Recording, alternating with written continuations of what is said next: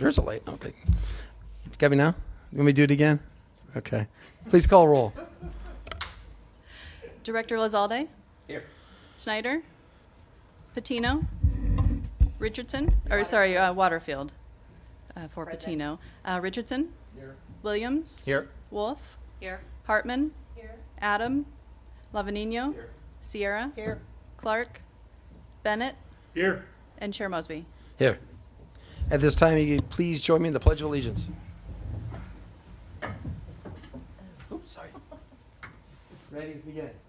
I pledge allegiance to the flag of the United States of America and to the republic for which it stands, one nation, under God, indivisible, with liberty and justice for all.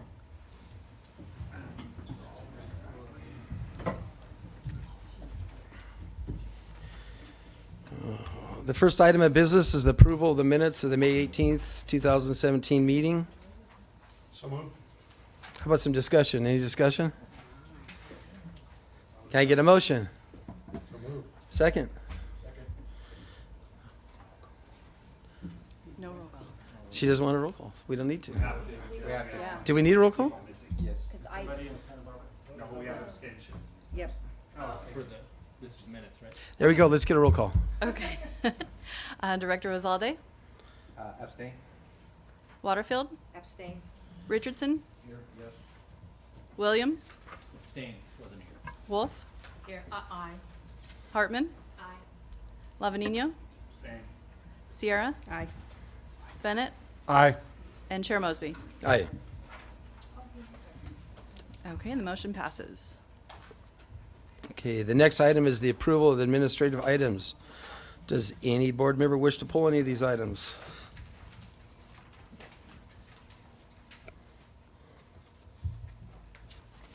No, take that as a no. Let's see, any public comment? No slips. Can I get a motion? So moved. Got one? There's a second? Do you want a roll call on that? You don't have to. I was waiting for Mr. No, I got a no from Mr. Lavignino. It's all right. I wasn't sure. Okay, voice vote. All in favor? Aye. Any opposition? That one passes. What's we up to next? Director's report. Director's report already? Oh, sorry, jumped the gun. Public comment. The next item is public comment. Now is the time for members of the public to speak on items. Are there any requests to speak? No speaker slips. Somebody's got to have one. Oh, we almost. Okay, now, director's report. Thank you. Good afternoon. Today I have 3 items to report on. First off, you might have seen our press release, which was issued earlier today. The 2017 Vessel Speed Reduction Program is currently underway. On June 5th, we issued the application soliciting applications from the shipping companies to participate. Of particular note this year is the expansion up to the San Francisco Bay Area. Bay Area AQMD joined along with 3 other marine sanctuaries. So it's extending its way beyond California, which I think will help the overall recognition and success. Let's hope we can continue it further up towards the Northwest. As the program grows, what's really interesting, I find, is that the actual incentive per transit has been reduced. This year, whether it's in Santa Barbara Channel or up in the Bay Area, it's a $1,000 incentive with an additional $250 available if the vessel speed is able to reduce below 10 knots or less. And we're just really happy to get the Bay Area signed on. There's really no reason why Monterey District or San Luis District isn't also joining forces. So we're going to continue working through CAPCOA to expand other air district support. At the federal level, as it relates to vessel speed reduction, efforts continue to develop a piece of legislation that would recognize the participant companies in this vessel speed reduction program. And at this point, Congressman Lowenthal is the original sponsor, and Congressman Cabot-Hall and Congresswoman Brownlee are co-sponsors. So the draft legislation is expected to be submitted soon. My next update relates to California legislative efforts. There has been a lot going on in Sacramento this year as it relates to air quality, and there's 3 bills I wanted to bring to your attention. By no means is this an all-inclusive update on legislative efforts. One bill, it's the AB 97, it's a budget bill. There's a section in the budget bill that proposes to change the state's allocation process of incentive programs, something you'll be hearing about later. Jim will be providing a presentation on our voluntary emission reduction programs. The bill is trying to prohibit advance funding to air districts from the State Air Resources Board. It's based on Department of Finance interpretation of an unconstitutional gift of public funds. CAPCOA and all air districts are extremely concerned about this because if it's successful and is included into the budget bill and passed, we would have to pay out the incentive funds out of our own funding stream and then get reimbursed by the state. So it would make it very difficult for all the air districts to be able to participate in this. So CAPCOA, this I think is like their #1 concern right now in Sacramento. ARB is also in CAPCOA, that's the trade association for air districts, are both in the same position where we disagree with this interpretation and we're trying to work as quickly as possible on this budget bill. If it's not modified, we'll need to introduce another piece of statute to clearly state that all funds are allowed to go directly to the air districts and not be, and as far as an advance payment, versus the reimbursement approach that's being considered today. Who's writing the bills? Who's the author? Oh gosh, AB 97 budget bill. I don't know the author. I could look it up. Generally, the budget bills are all the authors are the chairs of the budget committee. So Okay. it doesn't really tell you who is actually writing it. Yeah. So ARB was very concerned that it even worked its way in, but it's been something that's been discussed with the greenhouse gas reduction funds recently. So now it's a full court press trying to get some modifications to that. Also, I wanted to recognize the Assembly's version of the budget, which includes an increase in subvention funding. This is funds that are made available to air districts so we can implement mandates that fall under state law that we cannot fully fund here locally with fees to stationary sources or through the DMV surcharge fund.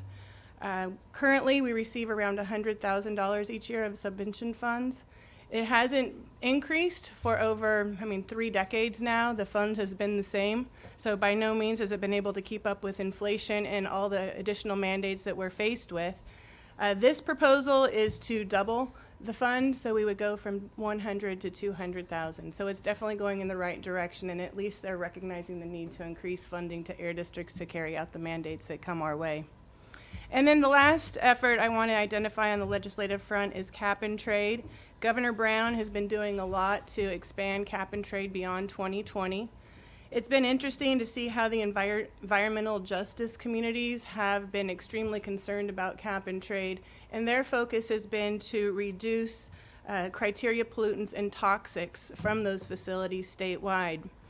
What's interesting, when you target cap and trade, those facilities that are captured under cap and trade aren't necessarily the same facilities that are creating the toxins in the neighborhoods in these environmental justice areas.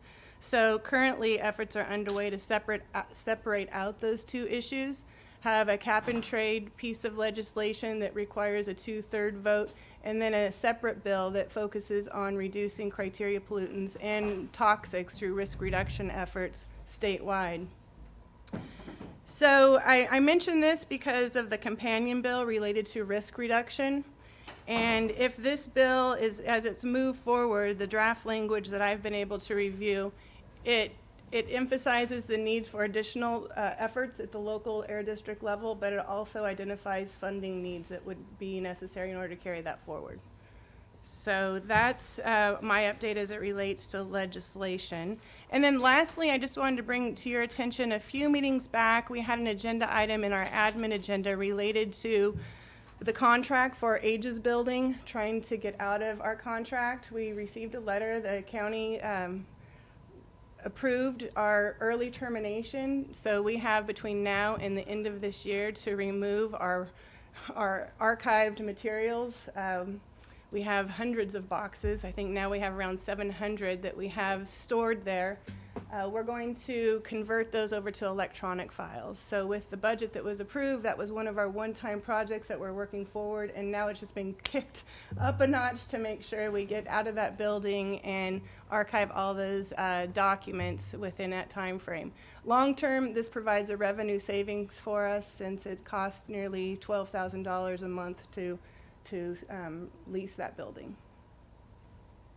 No, a year. Thank you. I heard you. It's a very expensive building. It's a huge savings. I apologize. That concludes my report. Thank you. All right. Any questions for the director? Okay, the next item is discussion item 1. Will the clerk read it into the record? Item number 1 is to adopt and present resolutions of appreciation to Donald Ward and David Smargy for their service on the Air Pollution Control District Hearing Board. No, go ahead. So we have, David Smargy is actually not going to be able to accept his award today. He's in the hospital. So he is very upset that he wasn't able to attend today. But we do have Donald Ward, and I'd like to invite him up.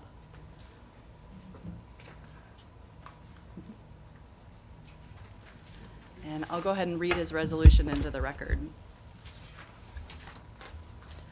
Whereas Donald Ward has a distinguished record of dedicated public service, serving on the Santa Barbara County Air Pollution Control District Board since 1987, including several terms as chair and vice chair. And whereas during Donald Ward's tenure on the APCD hearing board, Santa Barbara experienced dramatic improvements in air quality, improving from a status of severe non-attainment of the federal ozone health standard to full compliance with all federal air quality health standards since 2012.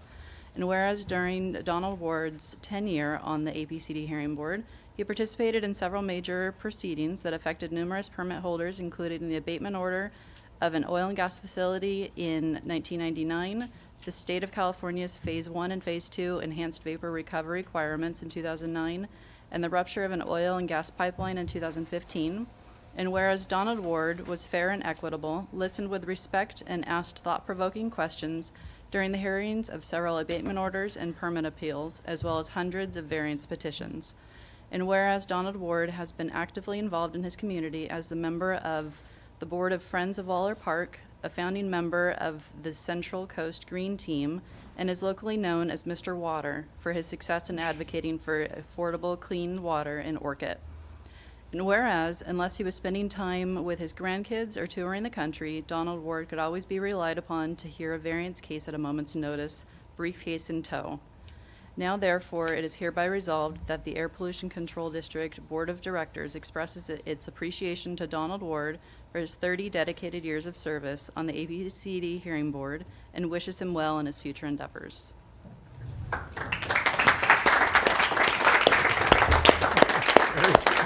Good to see you. Thank you. Thank you very much. Are you sure you got the right name on that thing there? You know, what I think about the last person that left the board had that funny name of Lavalina, yeah, you know, one of that. And he didn't even get a resolution, see? Anyway, when you're 85 years old, you have to have a few notes to remind yourself what your name is. So, it has been a real privilege to serve on the board. Really has. It's a wonderful thing, and I thank the board for voting me on the board all these years. It's a lot of years, and of course, we all know that clean air is vital for our existence here in Santa Barbara County. And the board serves, you know, one little facet of making that fact happen for us. So I appreciate that. And the other thing, I wanted to thank the members of the district and the members of the board. And thank you very much again for this wonderful resolution. It's an honor. Thank you. Oh, okay. I want to make sure we have a photo too. Oh, all right.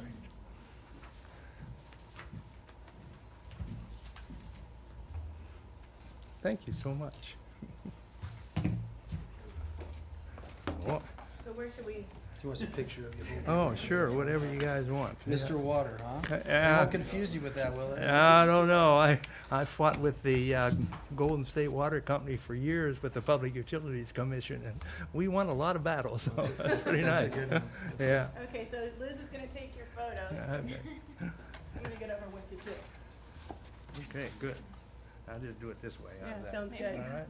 1, 2, 3. 1, 2, 3. Third time's charm. Thank you Thank very you so much. much. Congratulations. Oh, thank you. Yeah. Thank you all. Thank you, guys.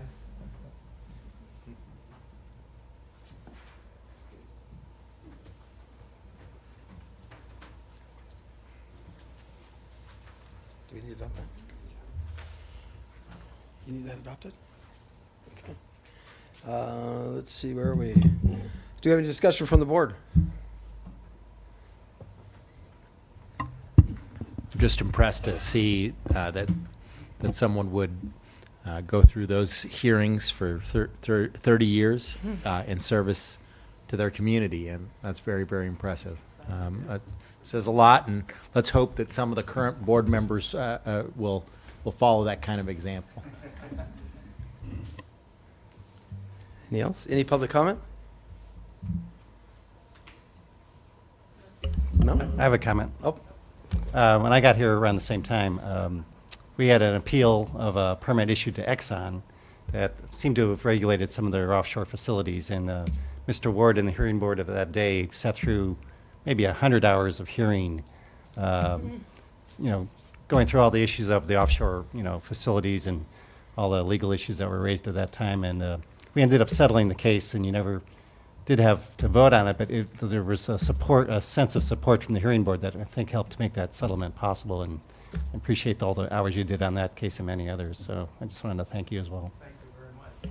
You were always a good member of our board also, I mean, for the district, of course. Yeah. Appreciate that. I just sorted it out for us. can I get a motion?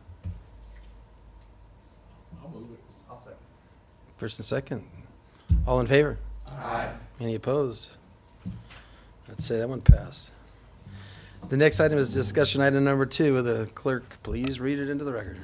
Item number 2 is to receive an update on potential greenhouse gas mitigation options to address California Environmental Quality Act requirements for proposed projects throughout the county. And before I hand it over, I'll do a brief introduction. Today we'll be talking about local greenhouse gas mitigation options. The measures being discussed can be used in many ways, such as in a climate action plan or mitigation for residential or commercial projects. However, today we are focusing on local mitigation for industrial projects proposed throughout the county. Santa Barbara County has a 1,000 metric ton threshold for industrial sources, and we have been working with County Planning and Development to develop a list of local greenhouse gas mitigation measures that can be considered by proposed industrial projects undergoing CEQA review. The Air District has also been contacted by project proponents for ideas on how to mitigate the greenhouse gas emissions throughout the region. Today, maybe they have ideas.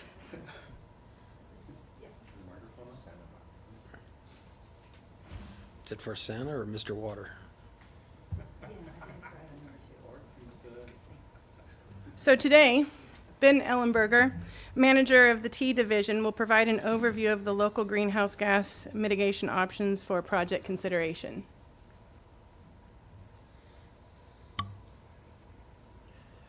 Okay, thank you. I'll just talk briefly about the district's role under CEQA, give an overview of how we've approached mitigation in the past, and then discuss some opportunities. CEQA now has to consider greenhouse gases. And so the criteria for mitigation for greenhouse gases is really the same as it is for criteria pollutants and toxic pollutants. If you have a significant impact and you have to mitigate that significant impact, your mitigation actually has to reduce the impact. There has to be real reductions associated with it. That mitigation has to be enforceable. The lead agency has to have some way, either through a permit or a contract or some legally enforceable way, to make sure that that mitigation actually happens. And there has to be a nexus. There has to be a connection between the mitigation measure and some legitimate government interest. And then finally, the mitigation has to be roughly proportional to the impacts. So that applies for any type of air quality impact. But in some ways, GHG impacts are different than criteria impacts or toxics impacts. So toxics impacts are very localized. Really, when you're looking at mitigation for toxics, it has to be on site. You have to make sure that the project does not have a significant toxics impact. For criteria pollutants, the mitigation generally needs to be very near the source of the impact. For some criteria pollutants, they really have regional impacts other than localized impacts.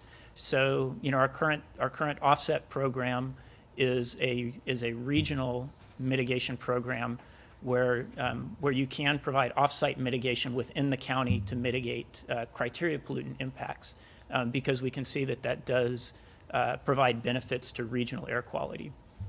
For greenhouse gases, that's the nexus is a little bit different. Greenhouse gas impacts are global impacts, so it is possible to mitigate solely greenhouse gas impacts from mitigation that happens quite a far away from where the source of the impact happens.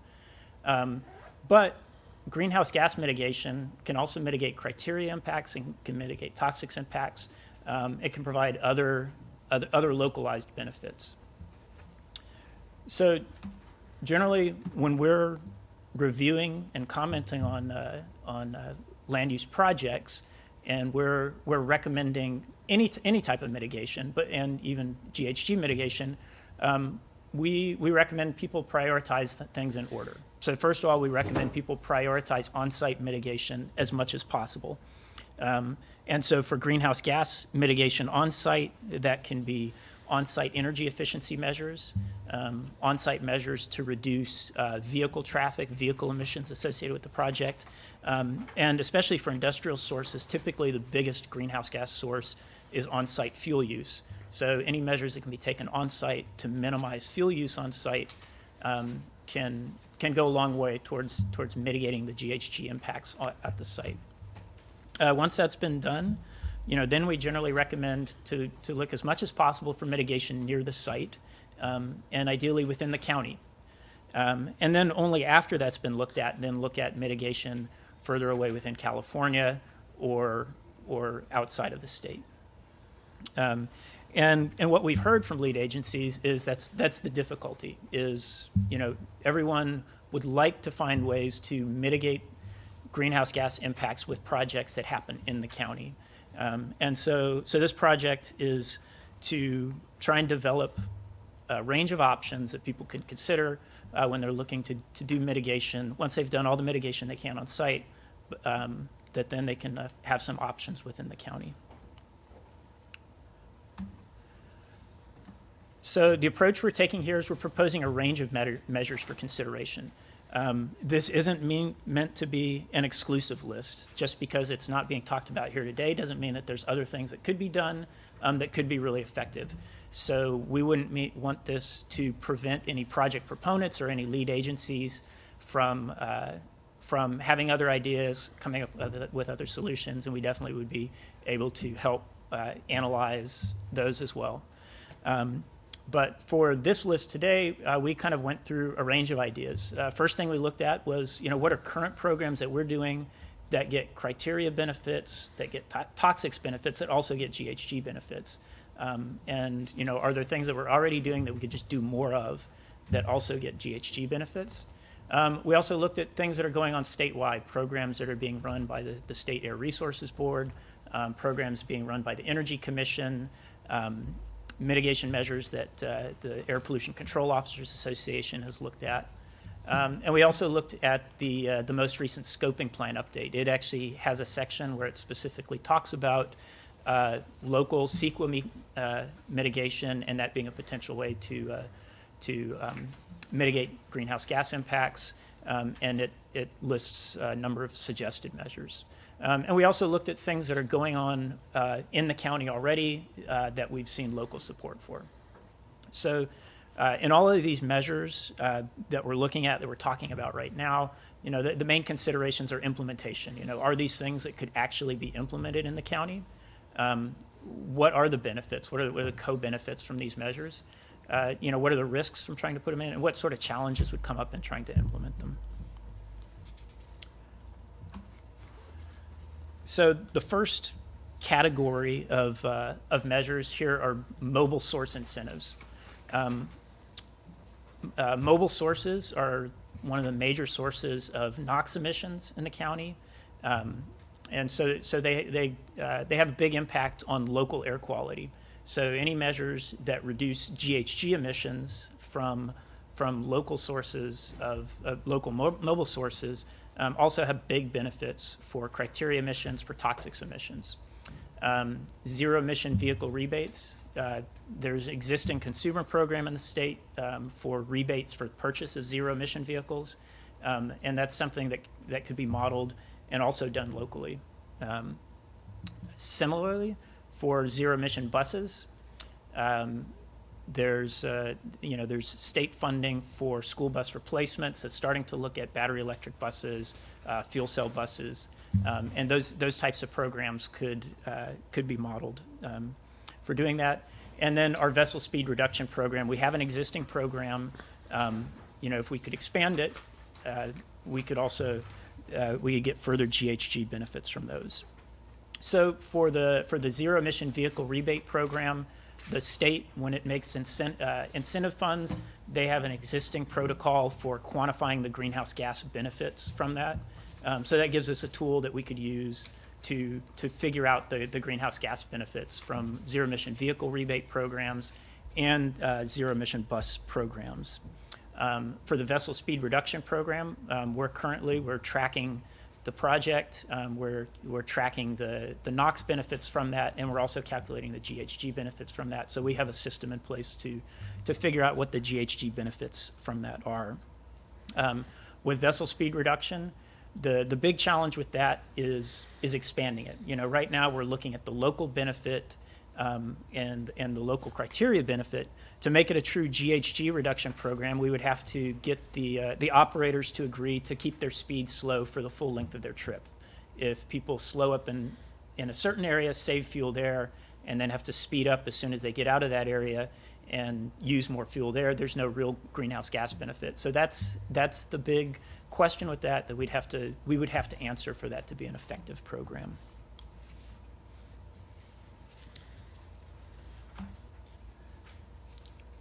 For zero emission vehicle infrastructure, it's a lot of the same logic as for vehicle incentives. Again, it's reducing criteria emissions, it's reducing toxics emissions from vehicles in the county. There's real co-benefits to local air quality. And for both battery electric vehicles and fuel cell electric vehicles, the infrastructure to support the rollout of the vehicles, to support more widespread adoption, is a real obstacle to more widespread adoption. And so expanded infrastructure can have a real benefit. We have an existing program for funding electric vehicle charging stations. And when those are installed, we have people report back to us, how much they're actually being used, how much electricity is actually being used from those. We can look at the efficiency of the vehicles and figure out, what the actual benefit is in terms of the use of those.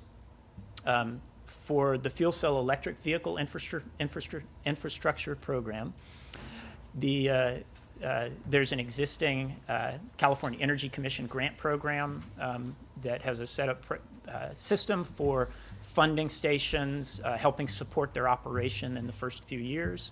And there's an existing requirement for for renewable hydrogen under that program of at least 33%.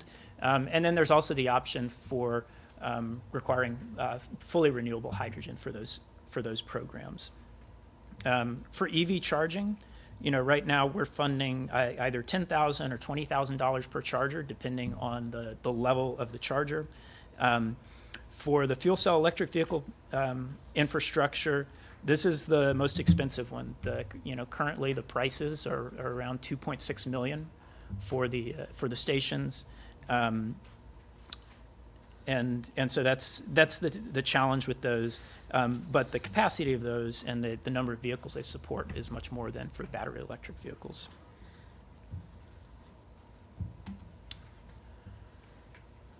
The next category of projects are carbon sequestration.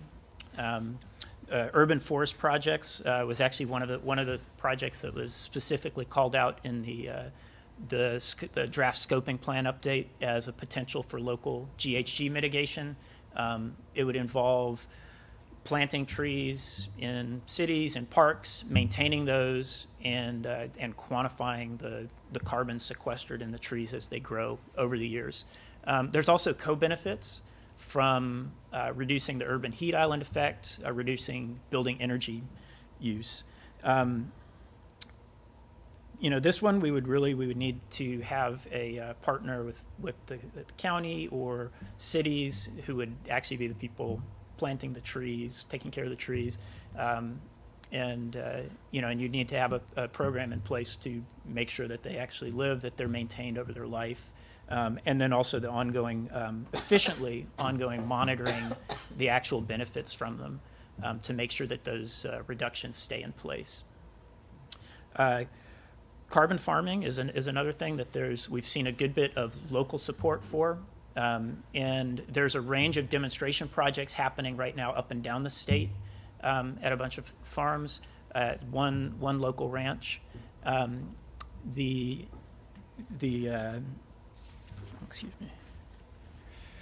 National Resource Conservation Service and Colorado State have been working to put together tools called Comet Planner that can be used to actually quantify the benefits from carbon farming.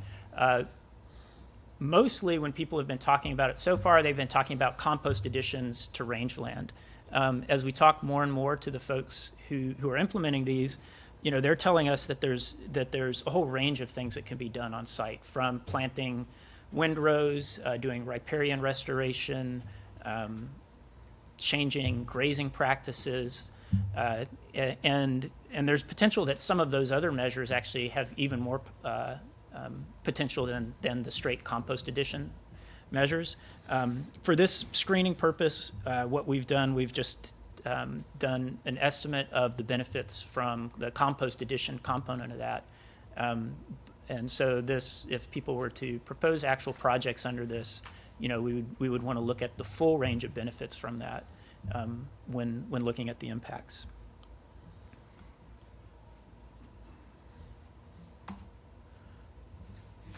The final category here is building retrofits. Standards for new homes in the state are getting stricter and stricter. And it's easier to build in energy efficiency. It's easier to build in renewable energy from solar when you're doing new construction. If you look at the statewide projections of the goals for reducing energy use overall in the state, it's clear there's going to be a big push in the coming years to look at reducing energy use, getting more renewable energy from existing building stock. And that can be more difficult. The projects are more difficult, and it can be more difficult to finance them.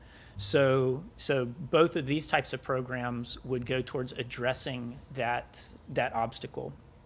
And for both of them, you get long-term energy and cost savings from doing these projects.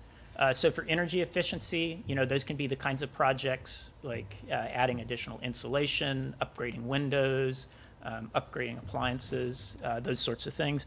And there are existing programs out there to provide incentives for those types of things. We took a look at a study that was done in the LA area for replacing thermostats, adding more insulation, and doing a weatherization on homes. And they estimated they could get a benefit of around 1 ton per house per year for around $1,500 incentive program. Solar power, we looked at some of the existing solar power programs, and those, again, the most recent ones that actually were recently phased out were offering incentives of around $1,500 per system to help with the upfront costs of those.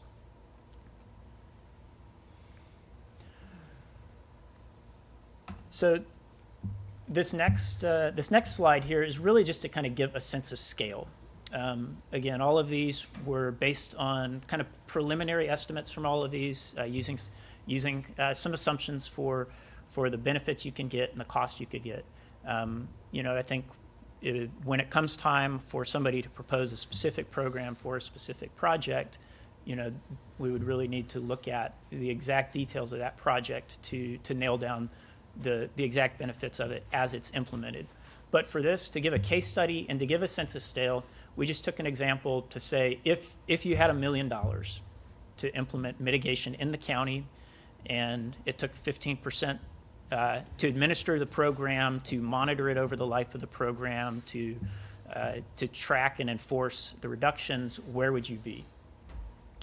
And so this gives you a sense. So the quantity is how much of the thing you could get.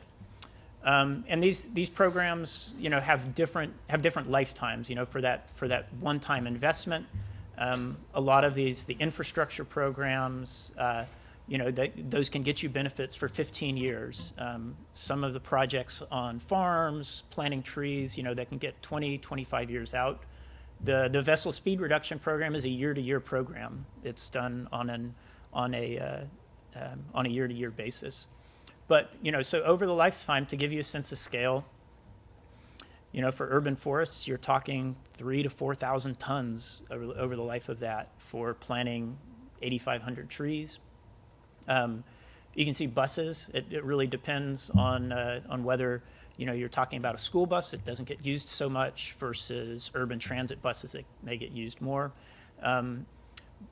Really some of the most promising ones are the vehicle infrastructure, vehicle rebates, getting more zero emission vehicles on the road. And again, those also come with criteria and toxic pollutant benefits. And then the carbon farming benefit is pretty substantial.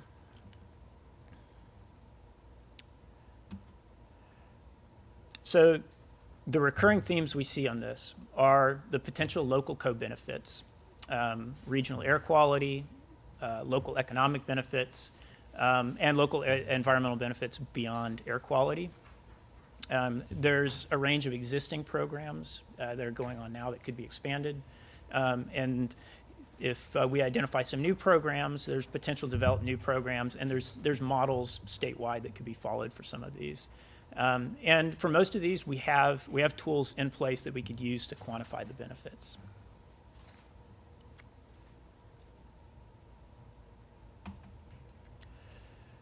So what do we think the next steps are to get this into place? So the first part is soliciting input, people providing other options, feedback on the options on the list. We expect we would go to a workshop to get public input on it and further develop these. And then we would work, again, in our continuing role of supporting lead agencies to analyze specific proposals that might be proposed as mitigation for a specific project. And so that would include assisting if we needed to implement measures, we could assist in implementing the measures. If we were identified, at that point we would need to come back to your board to get approval to actually develop or implement anything.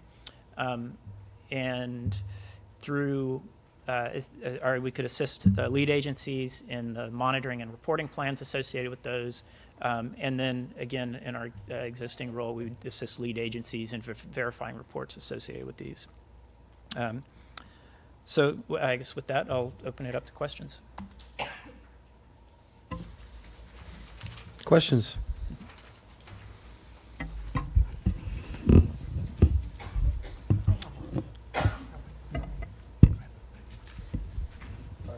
Okay, on the applying the GHG mitigation, where you have prioritized on-site mitigation, what is an example of mitigating near the site or further away if you can't actually mitigate on the site? So these would be the examples of mitigation that you would do near the site. So once somebody's done as much as they can on site, if they still have emissions over the thresholds and they're looking to do off-site mitigation, they could propose to do a carbon farm project near the site of their project, or they could propose to do a home weatherization or solar project in the area near where their project is. Okay, so farming would be an example of further mitigation of. Exactly. Yeah. Okay. Next. Well, I had a question and some comments. Do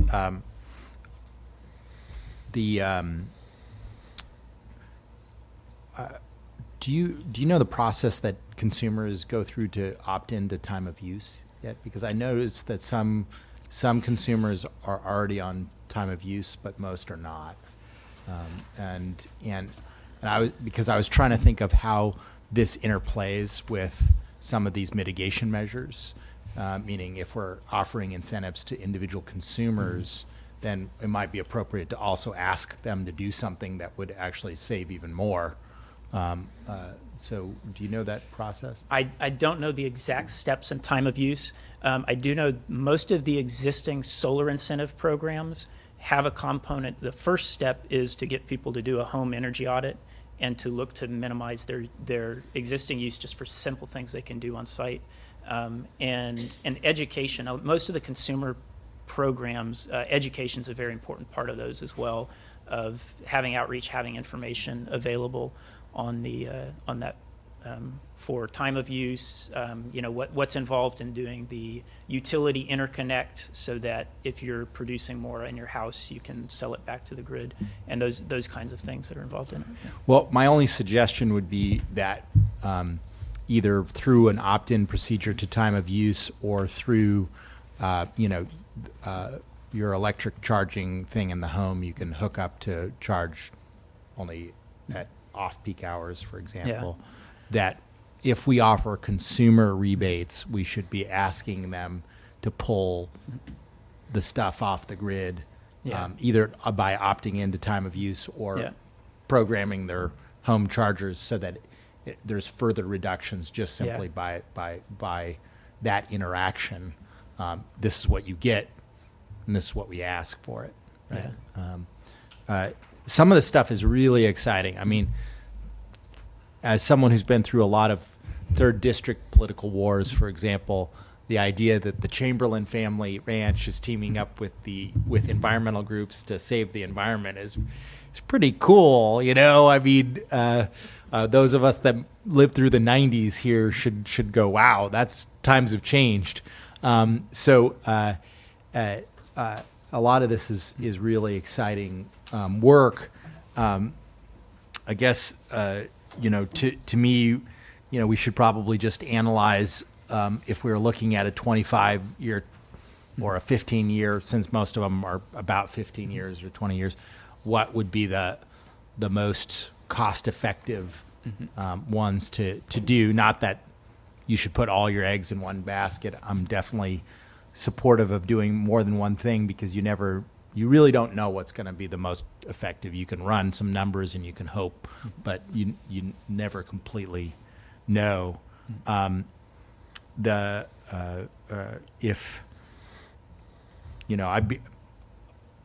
sure that there's other representatives here who may have an opinion, but I'm sure that we could find municipal or county partners to plant more trees. That seems to me a pretty easy one to get going, but there is a huge potential in charging infrastructure, in hydrogen stations, though they're really expensive. I guess my other comment in electric rebates, I think because it would be so easy to give out 340 of those rebates. It's better to say, to target that to rebates by either income status or by neighborhood, because certain neighborhoods are easier to provide power for than others. So the carbon content of certain areas' energy is less than others, just because of where they are on the line. And so that's why SCE and PG&E are getting into the job of providing electric charging infrastructure, because they have excess energy someplace, and then they have too little energy elsewhere, and they want a load balance. But to me, you don't want to give those incentives to people like me and Joan who would buy them anyway, right? You know what I mean? You want to get people who wouldn't have invested in it otherwise. Thank you. I just wanted to ask a background point, and we currently have a greenhouse gas emission threshold with requirements for mitigation, right? So where are those projects currently? The quick description we always hear from folks is it's landfills in Texas. There's currently exchanges where people certify credits from projects really anywhere around the world, and you can go buy those credits off the exchange. And so currently, I think that's the option most people go to right away, is to go find just available credits on those exchanges. So it's really important then for local economy, local jobs to get a program here and as soon as we can, because we're losing those benefits. Is that correct? Correct. So how long will it take? Well, so again, some of these programs we're doing right now, and so would be pretty quick and easy to just get in place and expand. Some of these other programs would take a little more work up front to get put together and rolled out. So what are the formalities to bless this and actually get it to say it's a program, a legitimate mitigation program in place? So I expect that the first step would be for a lead agency and a project proponent to identify mitigation for a particular project, and at that point, then if it was a project that we would be the ones implementing, then we would need to work to actually put together the program parameters, define for incentive programs exactly what the incentive is, exactly how the monitoring and record keeping and reporting would go, and then bring that back to the board for adoption. One thing I wanted to also add to the conversation is there are a number of projects currently working through the CEQA review process now that could utilize some of these mitigation options here locally. And I think the big challenge on greenhouse gas mitigation, the carbon market is, the cost for carbon is very low right now. So to purchase a credit for a landfill in Texas or even something that's local in California, I think ARB's last auction, it was going for $13 a ton or something around that. And it's partly due to the uncertainty associated with cap and trade. So it's a global pollutant. It's difficult to bring it back to a local nexus like you can for criteria pollutant. So that's the conversation then between the project proponents and the lead agencies as you're moving forward in considering those projects for approval. I know in working with County P&D, we're providing assistance on the local mitigation options that we think best serve our community, and we're here to assist as they move forward in any way we can. But as far as once those projects have been approved, if they are approved and they move forward, then we would come back to implement the mitigation. Well, I guess my comment to that is that I think this is really important to push applicants to do mitigation in county, or at least in California, because you want mitigation to be real. I mean, both you want to have local job effects, preferably, but you also want it to be real. And too often, mitigation will be Texas landfill gas. I can tell you that landfill gas is a more renewable fuel than we have, but Walmart's going to buy all that gas that we don't buy for their truck fleet. So it's essentially paying for a mitigation that would occur that the market would already take care of. And similarly, in the past, sometimes you do things through renewable energy credit. Well, wind power in Montana and the Dakotas is going to happen because of the market. And believe me, the owners of those wind power, they're not doing it because it's renewable, because it's green. They're doing it because it's economical. And paying for that credit is essentially paying for something that's going to already happen. And so I think when you're doing something in California and you have a little bit more involvement in it, you can actually pay for something that wouldn't otherwise happen instead of paying for something that would happen anyway. Other questions? I had a question about composting. For composting, are we generating methane? If compost is managed properly, it's aerobic, and so it doesn't generate methane. If it's managed improperly and you get anaerobic decomposition in the piles if they're not turned enough, then you can start generating methane. So- You're talking about giving that to farmers, the acreage, right? Yeah. 683 acres. Yeah. You have 683 acres of people turning piles, or are they just tilling into soil? Oh, that would be the acres where you're tilling it into the soil. So you're No, you're applying it. You're Or, applying excuse it. me, You're yeah, not not tilling okay. the soil. Yeah. Yeah, okay. Sorry. That's- Yeah. I got you. I was wondering if we're going to have to put a gas collection system in because the guy is No. just composting. No, those original projects, I think they put a half-inch layer down and looked at the impacts, and then they came back and realized it actually took less, and so the most recent ones have been putting a 1/4-inch layer down, and seeing just as many benefits. So it's something that's it's still evolving. People are still figuring out the best way to do it. But, Maybe that could be added to, say, it's anaerobic composting, so it would help on there just as so we don't get people thinking they're going to have to put a gas collection system in. and that actually goes to one of the things happening anyway. I think at one point people were trying to claim the benefits from composting instead of anaerobic digestion. In California, you can't really call that a benefit because there's such a push already to stop putting organic material into the landfill, and so so really we figured people are going to have to compost this anyway, and so really the question is, what do you do with it?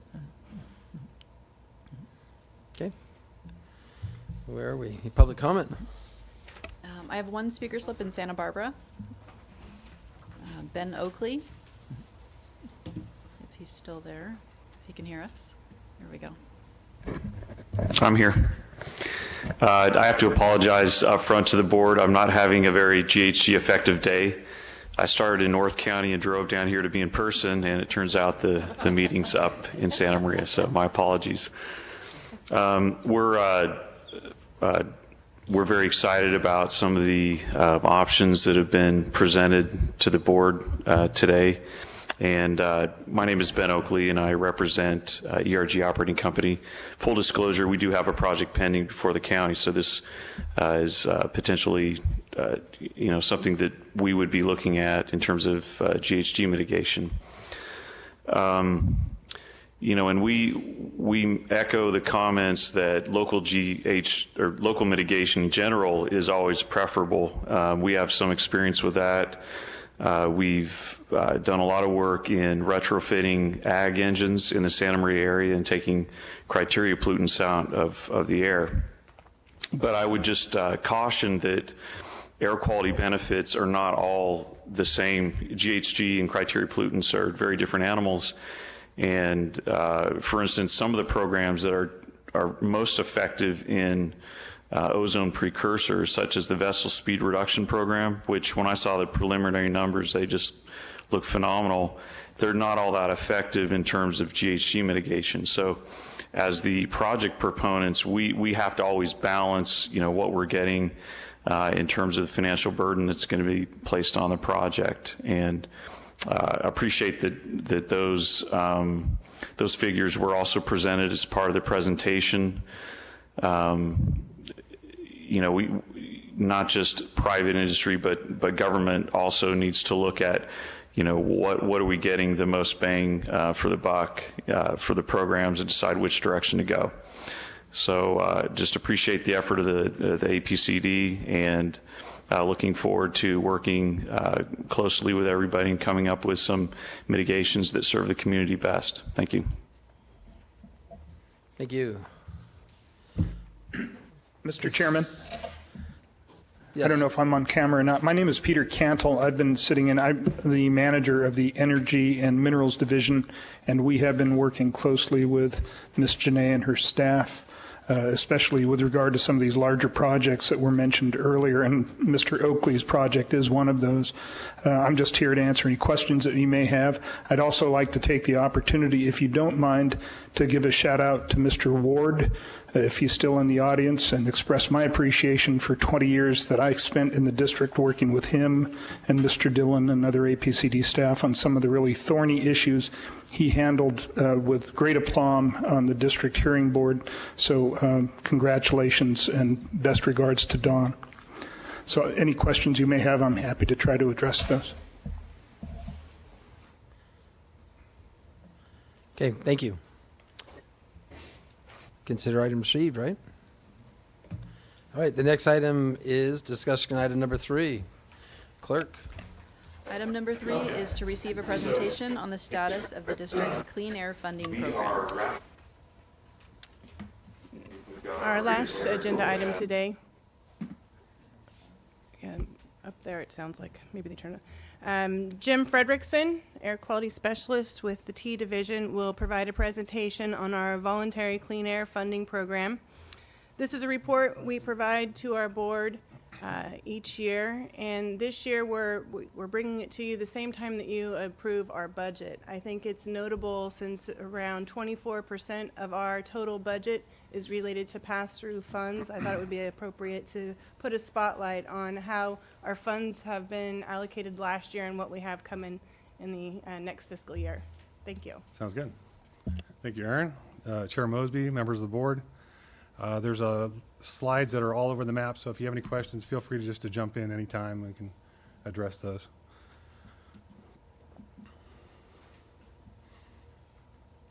All right. There we go. All right, since 1988, we've invested over $32 million of state and local funds into partnerships with several hundred businesses and government agencies countywide. Excuse me. The advancement of cleaner technologies with our cleaner grants has led to significant emission reductions, especially for mobile sources. These are the 3 primary sources of funding that we have used for our grant programs. The state Moyer funds in red are derived from smog check and new tire purchase fees and provided to the district by the California Air Resources Board, or CARB. The funds can only be used on programs approved in CARB's Moyer guidelines. The revenue in green are registration fees collected by the Department of Motor Vehicles and distributed directly to the district. These funds can only be used for the lower emission school bus program, vehicle scrap programs, agricultural assistance, and Moyer eligible projects. The local mitigation funds in blue were collected from businesses permitted in the county that had been required to mitigate their excess emissions, and we have used these funds for various clean air projects in the county. We are currently operating these 5 programs, and I will try to quickly describe them in the next 10 slides. Please note that our vessel speed reduction incentive program will be discussed at a future board meeting.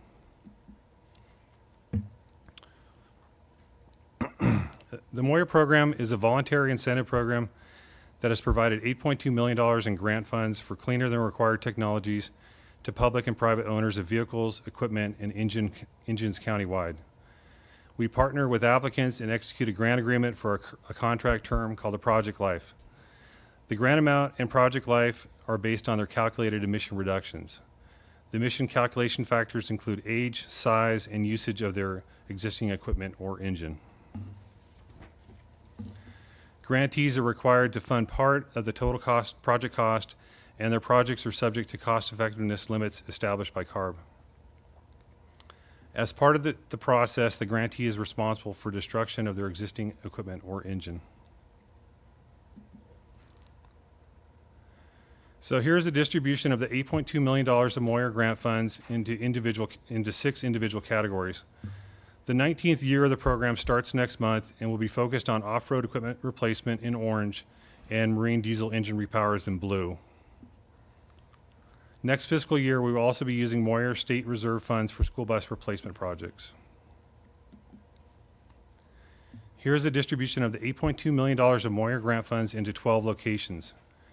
Santa Maria has received 37%, Santa Barbara 35%, Cuyama 10%, and Lompoc 8%. So 90% of the funds have gone to these 4 regions. For Santa Maria, about 3/4 of the funds have gone to ag tractors. For Santa Barbara, about 3/4 of the funds have gone to marine engines. For Cuyama, about over 90% of the funds have gone to ag engines. For Lompoc, about 3/4 of the funds have gone to off-road engine repower projects. Here's an example of an off-road equipment replacement project where the entire old vehicle is replaced and destroyed. 3 months ago, we provided $70,000 to Destiny Farms to replace their 2004 John Deere ag tractor on the left and center with a 2016 John Deere ag tractor on the right. The total cost of the project was $305,000. Destiny Farms paid 77% and the district paid 23%. Over the past 6 years, we've completed 36 Moyer off-road equipment replacement projects, and the district has paid 54% of the total project costs, with 46% paid by the grantees.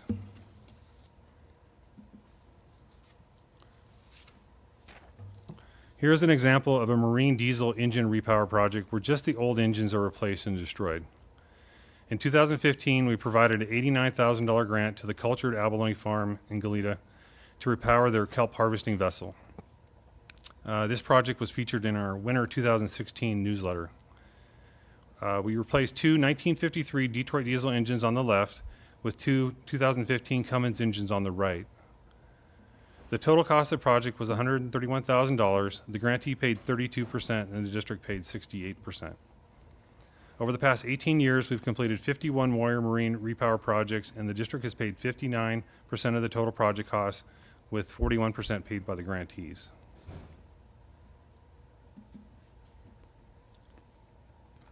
For the past 16 years, we've assisted county school districts clean up their fleets, comply with state requirements, and reduce the exposure of toxic diesel exhaust to thousands of young students.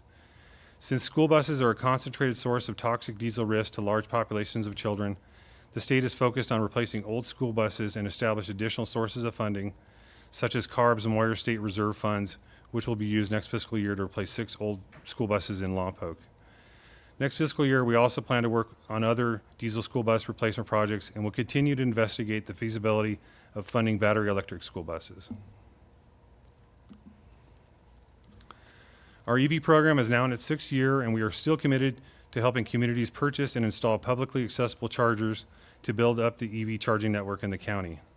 The example here is the city of Guadalupe. Thank you, Mayor Lozaldi. We are currently working on grant projects to install chargers at the Buellton Sideways Inn, Lompoc Embassy Suites, Santa Maria Travel Lodge, and also at the BMW dealership in Santa Maria. These 4 projects will expend the $100,000 that was allocated for nonprofit and private entities.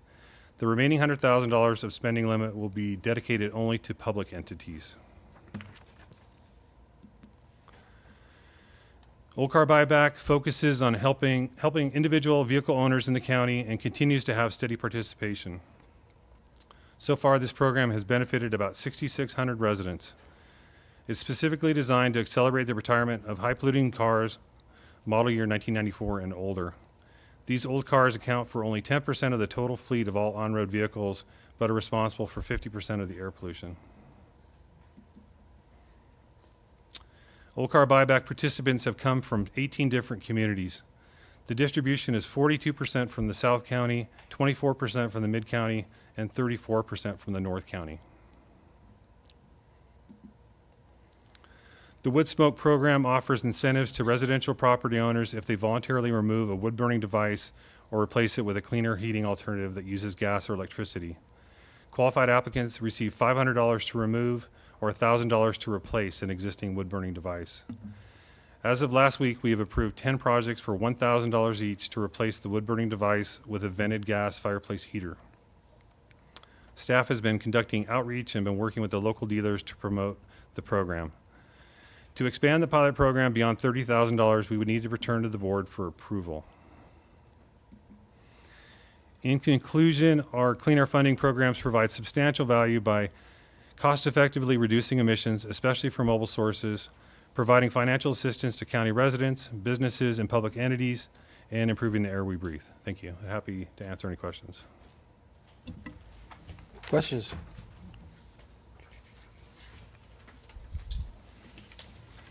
No questions? I knew we'd have one. I just didn't want to be the first one. No, the only thing about chargers at car dealerships is they're really unclear to the public whether they're open to the public.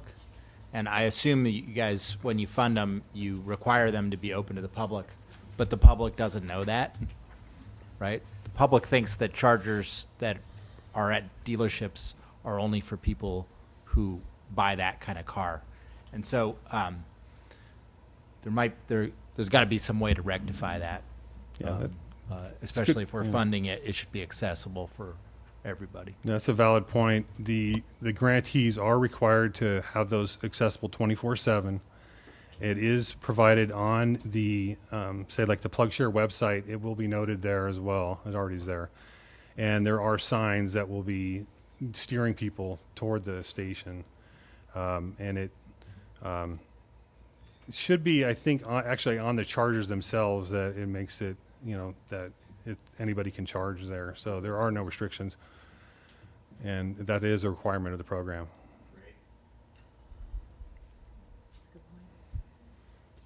Others? Bill? No? Oh. Public comment? Speakers? Okay, gone. Okay, we received this item as well, right? Well, if there's anything else, right? Nothing else, then we're adjourned to Thursday, August 17th in Santa Barbara at 1 o'clock.